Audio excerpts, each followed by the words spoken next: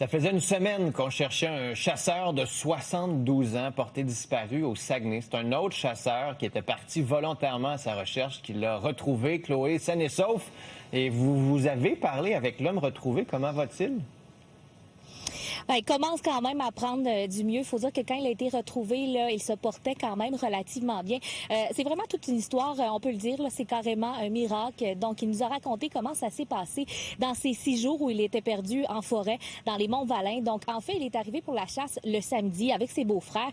Et lundi, ils se sont rendus dans une première cache. Et Richard Bellil, oui, qui voulait aller vérifier un autre emplacement. Donc, il s'est rendu là-bas et c'est à ce moment-là qu'il s'est perdu.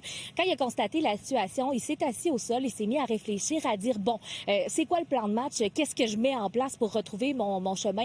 Il a lancé 3 coups de feu dans les airs et par la suite, il s'est mis à marcher en diagonale pendant un moment, a passé une première nuit à un endroit qui n'était pas nécessairement optimal. Il a entendu pour la première fois l'hélicoptère de la Sûreté du Québec, mais il la voyait pas visuellement. Donc, le lendemain, il a décidé de continuer son chemin. Il était vraiment là, en pleine forêt, finalement, marchait dans les montagnes, les ruisseaux également, et a décidé de s'arrêter à un endroit qui était peut-être plus propice. S'est installé un tapis d'écorce par terre là, pour éviter d'avoir de l'humidité. Dans ces 6 jours-là, il a bu de l'eau seulement à un moment. Donc, il a croisé une chute avec de l'eau claire, a bu de l'eau, mais n'a pas mangé. C'est quand même incroyable. Là. Donc, le soir, se couchait sur ce tapis d'écorce, mettait les mains à l'intérieur de son manteau. Il nous racontait qu'il n'y a pas nécessairement eu froid, peut-être quelques frissons.